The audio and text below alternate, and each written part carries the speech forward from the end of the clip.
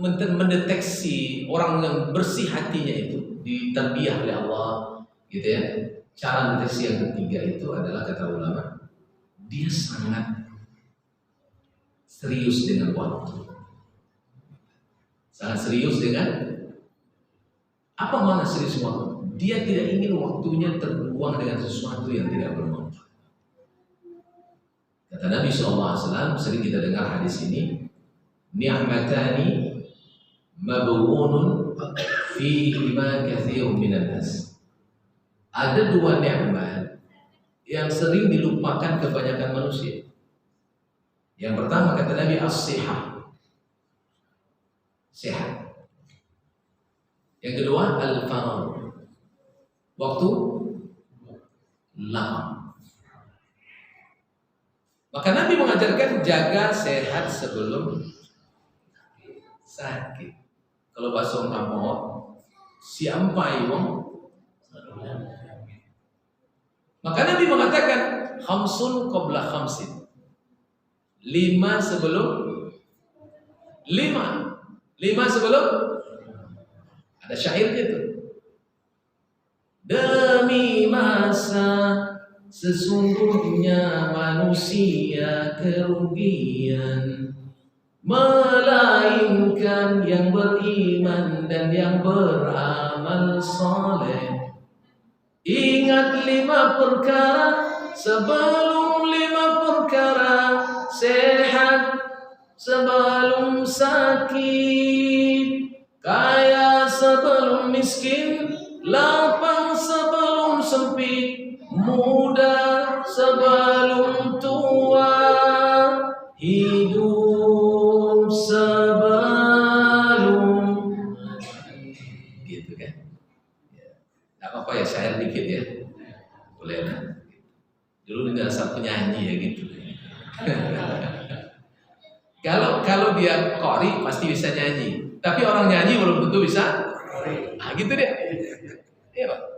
Kalau dia basic Qurannya ada, gitu, itu pasti bisa nyanyi. Tapi kalau dia nyanyi aja, belum tentu dia bisa nyanyi. Gitu. Jadi dulu memang biasa dulu, nasyid dulu. Habis. Ya, atau mahasiswa dulu sering. Beda, lagu-lagu itu udah banyak lupa. Tapi saya ambil, saya ingat yang ada muatan dakwah itu kadang-kadang masih terbawa dalam ceramah. Ini kan ada muatan dakwah. Yang diambilnya kan hadis Nabi tadi itu.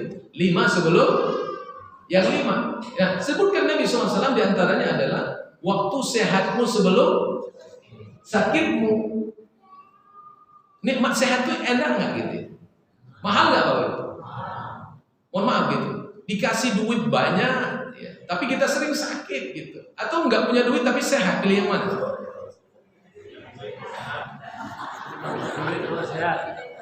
Pak iya jawabnya.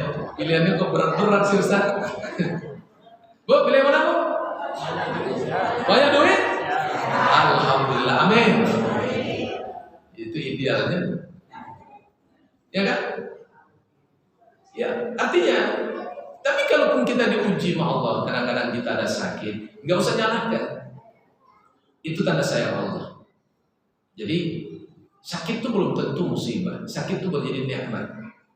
Allah ingin membuat kita berpikir, ya Allah, gitu ya. Mungkin itu kurang, mungkin ini cara engkau menghisap dosa-dosaku, mungkin cara engkau untuk memuliakan aku dengan semua dosa yang kau habiskan di dunia. Itu nikmat. Sehingga Nabi mengatakan tidaklah satu duri yang menusuk kakimu kecuali Allah akan ampunkan dosa-dosa. Jadi satu duri kalau menusuk kaki kita bersabar, itu kan sakit tuh, gitu ya. Dan itu akan menjadi kafarah namanya, ya, menghapus dalam hitungan dosa-dosa kita. Ibu-ibu yang mulia, sehat sebelum. Jadi kadang-kadang ada apa-apa. Kenapa kadang-kadang kalau kita jadi imam, kemudian jamaahnya banyak tua-tua, ya imamnya harus ngerti ayatnya yang terlalu panjang kali. Panjang dikit, tadi agak panjang dikit. Terlalu panjang kali. Saya kadang-kadang kenapa Ibu? Nanti kalau ayat terlalu panjang, ya kadang-kadang bukan terlalu panjang gitu. Kaki itu tidak terlalu agak lama lah ya, gitu kan? Nanti rukunya agak lama imam tuh. Kadang-kadang bukan imam tuh yang lama ruku, pinggang tuh yang sakit. iya Pak. Lama banget, lama lalu lama. Bukan gitu, pinggang tuh enggak zero lah. Iya. Ya kan? Akan terasa tuh nikmat sehat tuh begitu mahal gitu. Tapi waktu terlanjur waktu muda dulu pinggang sehat tuh enggak sama saji, orang sibuk di lampau, sibuk dua. Inilah sakit-sakit pinggang tuh baru sadar, baru dapat hidayah. Itu balik situ hidayah itu tiba di jalannya gitu. Ya kan? Masya Allah nikmatnya. Nah itu, maka nikmat sehat itu begitu mahal. Yang kedua, kata Nabi SAW, apa itu? Lapangnya waktu. Ya tengok kadang-kadang Bapak Ibu, ada orang yang, ya Allah, kalau untuk dunia tuh dia, Masya Allah, mania. Tahu mania? Waktu tuh gilo untuk dunia. Tapi untuk ibadah, tidak ada kata tuh. Ditanya, Pak kamu saja lah dia, tidak lapang gitu.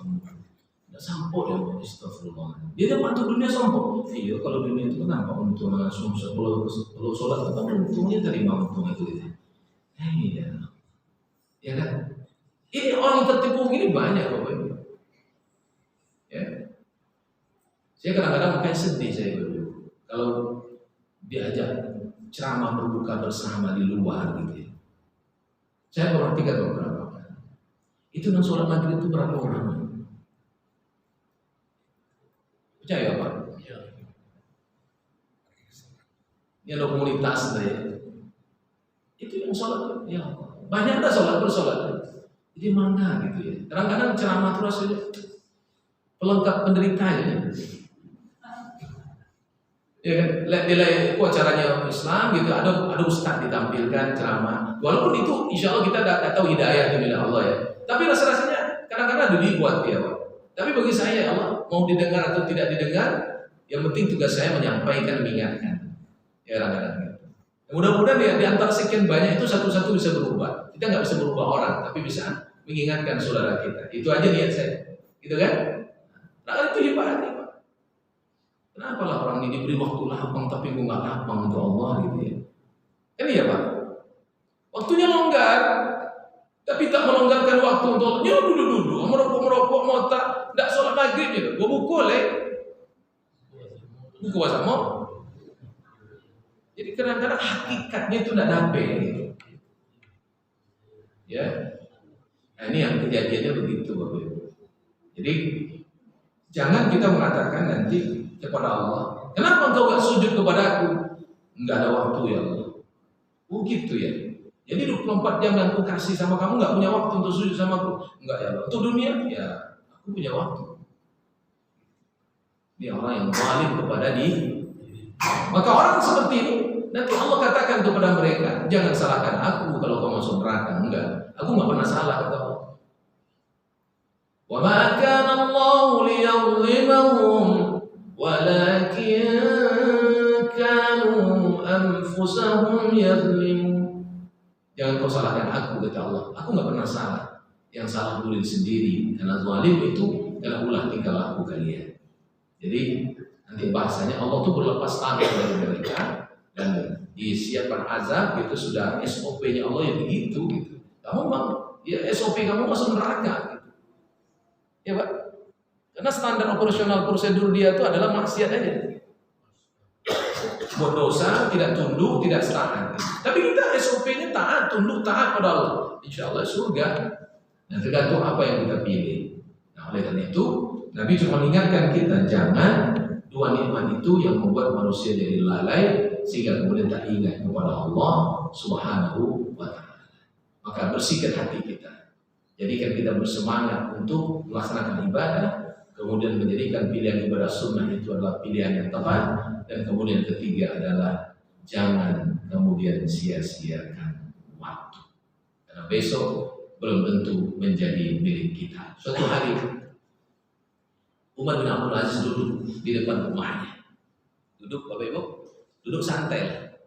Santai karena badannya letih juga, duduk santai.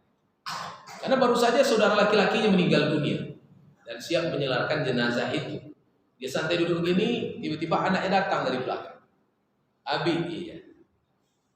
Sudahkah Abi tunaikan hak-hak orang miskin yang berada di tangan kekuasaan Abi? Dia kan pemimpin, dia kan amir. Dia wajib mengayomi rakyatnya. Anaknya datang dari belakang.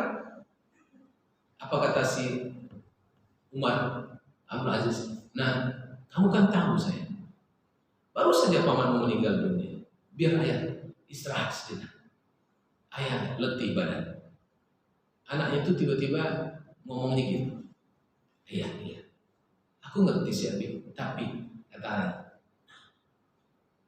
Abi bisa jamin nggak bahwa besok Abi masih hidup? Terus sentak Umar bin Abbas berdiri deh dan nangis, dan kemudian apa kata beliau? Ya, hari dia itu naikkan. Ayah bertentu besok hidup lagi. Terima kasih saya yang sudah ingatkan kami. Oh gitu. Kalau bisa besok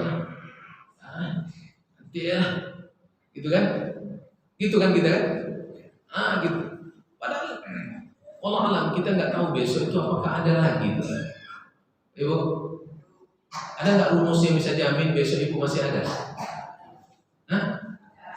Oh saya bisa Ustaz, apa badan ibu sehat-sehat, ini sudah ada sakit cir.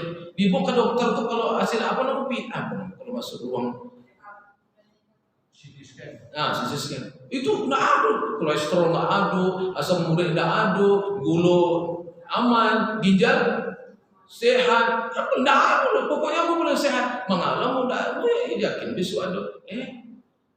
Dia mati itu udah sehat atau sakit? Kalau aja sudah banyak orang sehat. Jadi tadi juga awak duduk berumah total. Ya nak? Amaknya lah 10 tahun dia tekasuh cangkoran amak itu meninggal pun amak anak. Anak-anak sehat tadi. Itu cara Allah. Maka Umar takut dengan kalimat anaknya itu. Dia ingat kalimat Allah. Apa firman Allah? Wa ma tadri nafsum madza taksibu ghadan wa ma tadri nafsum bi ayyi ardin tamut. Kamu tidak tahu apa yang terjadi besok. Kamu tidak ngerti di bumi mana kamu dimatikan. Iya. Siapa yang bisa memastikan besok? Itu ilmu Allah. Tidak tahu manusia. Maka oleh karena itu tugas kita adalah menyegerakan ketaatan itu dalam waktu yang masih ada, yang masih diberikan oleh Allah kepada kita. Karena waktu itu sesuatu yang termahal. Andaikan manusia bisa mengubah waktu dan merewing waktunya lagi, dia akan putarkan jam itu mundur ke belakang menjadi switch sebentar. Mau? Oh ayah saya pasti mau. Saya mau sebentar lagi Ustaz. Mau nggak? Nama bini? Nah, ingat dosa dulu waktu muda terlanjur banyak. Kamu nak dosa waktu muda mau merubah di prode perulangan waktu saya di suspended. Sekarang aku ingin bebas dari dosa. Mana cerita? Sudah berlalu waktunya. Yang bisa kita menatap hari ini dan masa depan. Menangisi masa lalu dalam taubat dan optimis memperbaiki masa depan dengan kebaikan yang ada. Itu yang bisa kita lakukan. Ya Pak ya? Disitulah kita berbuat untuk mendapatkan nilai yang terbaik di hadapan Allah. Subhanallah wa bihamdika asyhadu an la ilaha illa anta astaghfiruka wa atubu ilaik. Wassalamualaikum warahmatullahi wabarakatuh.